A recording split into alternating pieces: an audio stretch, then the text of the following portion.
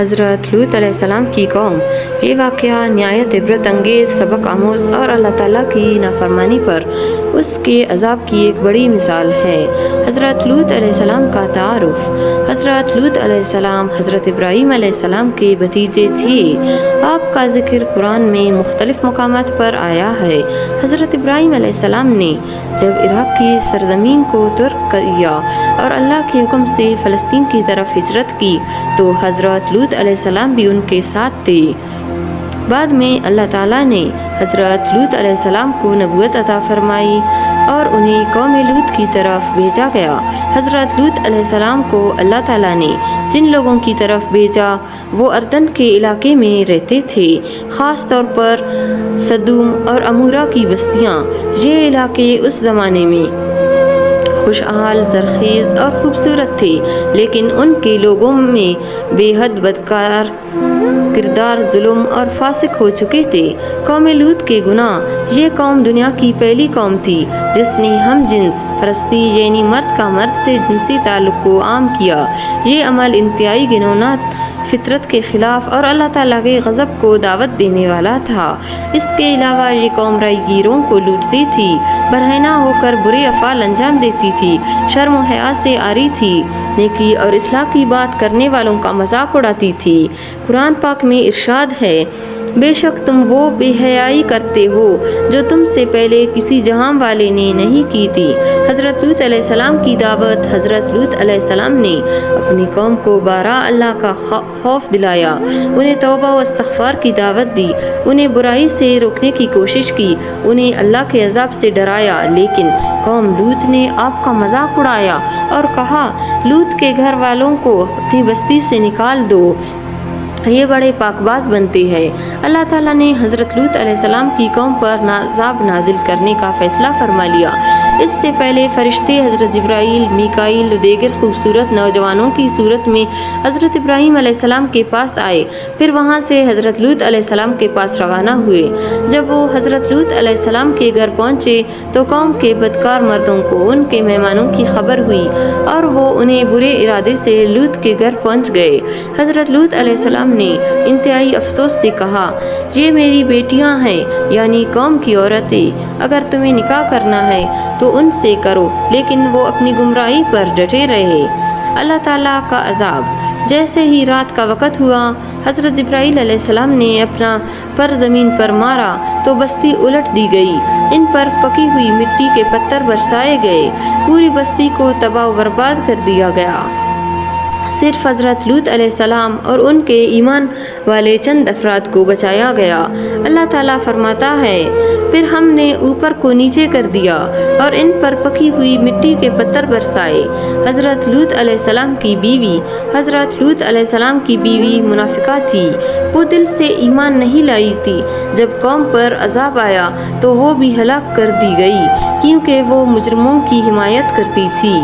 ہم جنس پرستی ایک سنگین گناہ ہے جس پر اللہ نے پوری بستی کو تباہ کر دیا۔ نبی کی مخالفت کرنے والوں کا انجام عبرتناک ہوتا ہے۔ ظالموں کا کوئی ٹھکانہ نہیں۔ اللہ تعالیٰ کی نصیحتوں کو سن کر عمل کرنا ضروری ہے۔ حضرت لوط علیہ السلام کا انجام۔ قوم کی ہلاکت کے بعد حضرت لوط علیہ السلام اپنی باقی ماندہ قوم کے مومنین کے ساتھ بچ گئے، پھر آپ نے اللہ تعالیٰ کے حکم سے وہاں سے ہجرت کی اور بقیہ زندگی اللہ کی عبادت اور تعلیم میں گزاری۔ حضرت لوط علیہ السلام کی قوم صرف ہم جنس پرستی کی مرتکب نہ تھی، بلکہ وہ بہت سے دوسرے سنگین گناہوں اور نافرمانیوں میں بھی مبتلا تھی۔ یہ قوم دنیا کی پہلی قوم تھی جس نے مرد کا مرد سے جنس تعلق عام کیا۔ یہ ان کی زندگی کا معمول بن چکا تھا اور اسے فخر سے کیا جاتا تھا۔ وہ کھلے عام بازاروں، راستوں اور گھروں میں یہ عمل کرتے تھے۔ قرآن کہتا ہے، کیا تم تمام مخلوق میں سے مردوں کے پاس جاتے ہو؟ شرم و حیا کا ختم ہو جانا۔ ان کے ہاں برہنہ پن عام تھا، وہ بازاروں میں اور راستوں پر بیٹھ کر ننگی باتیں کرتے تھے اور بے حیائی پھیلاتے تھے۔ اگر کوئی مہمان آتا تو وہ سب اس کے ساتھ بدفعلی کے ارادے سے جمع ہو جاتے۔ لوٹ مار اور چوری۔ یہ قوم آنے والے مسافروں کو لوٹ لیتی تھی۔ قافلوں اور تجارتی راستوں پر बैठ कर चोरी करती थी, मुसाफिरों को कत्ल करके उनका माल आपस में बांट लेते थे।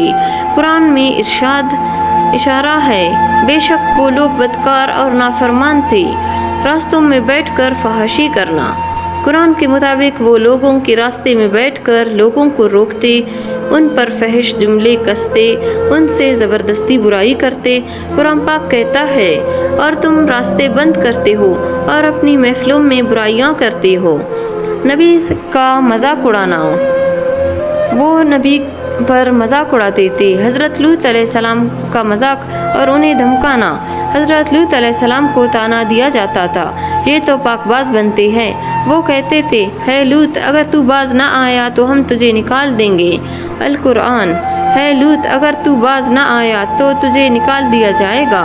नेकी करने वालों को बुरा कहना, वो नेकी को बुरा समझते थे, जवान जो उनसे रोकता उसे दुश्मन समझते थे। इस्लाह की कोशिश करने वालों पर हंसते और उनका मजाक उड़ाते।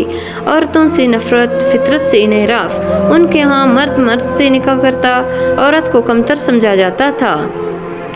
कुरान में लूत अलैहिस्सलाम का कौल है, बल्कि तुम तो जाहिल लोग हो। हज़रत लूत अलैहिस्सलाम हज़रत इब्राहीम अलैहिस्सलाम के भतीजे थे। आप अल्लाह के नबी थे और सदूम व अमरूद का बस्तियों में मबूस किए गए। आपने अपनी कौम को अल्लाह की तौहीद, शराफत, पाकदामनी और नेकी की तरफ बुलाया। आपने अपनी कौम को बुराइयों से मना किया, उन्हें अल्लाह के अज़ाब से डराया, लेकिन वो अपनी बदआमलियों पर अड़े रहे। उन्होंने कहा, है लूत, हमें तेरा वहज़ नहीं चाहिए, तू अगर बाज ना आया तो हम तुझे और तेरे मानने वालों को निकाल देंगे। अल्लाह ताला ने हज़रत लूत अलैहिस्सलाम के पास मेहमान फरिश्ते भेजे तो खुद बसूरत नौजवानों की शक्ल से लूत के घर की तरफ दौड़ पड़े। हज़रत लूत अलैहिस्सलाम सख्त परेशान हो गए। हज़रत लूत अलैहिस्सलाम की फरियाद, है मेरे रब, मुझे उन लोगों के मुकाबले में बचा ले। हज़रत लूत ने कहा, काश मेरे पास कोई ताकत होती या किसी मजबूत सहारे की पनाह लेता। अज़ाब का फैसला। फरिश्तों ने लूत अलैहिस्सलाम को बताया, हम अल्लाह की तरफ से भेजे गए हैं, ये लोग तुम्हें नुकसान नहीं पहुंचा सकते। सुबह होने से पहले पहले तुम अपने घर वालों के साथ निकल जाओ, सवाए तुम्हारी बीवी के। अज़ाब इलाही। सुबह होते ही हज़रत जिब्राईल अलैहिस्सलाम ने अपने पर से पूरी बस्ती को आसमान पर उठाया, फिर उल्टा कर ज़मीन पर दे मारा। आसमान से पकी हुई मिट्टी के पत्थर बरसे, हर पत्थर पर इस शख्स का नाम लिखा था जिस पर वो गिरता। पूरी बस्ती सफ़ा हस्ती से मिटा दी गई। कुरान पाक में इरशाद है, हमने बस्ती को उल्टा दिया और उन पर तह पत्थर बरसाए। हज़रत लूत अलैहिस्सलाम की निजात। आप रात के वक़्त मोमिनीन के साथ शहर से निकल गए। आपकी बीवी भी कौम की हिमायत के बायस पीछे रह गई और अज़ाब की ज़िद में आ गई।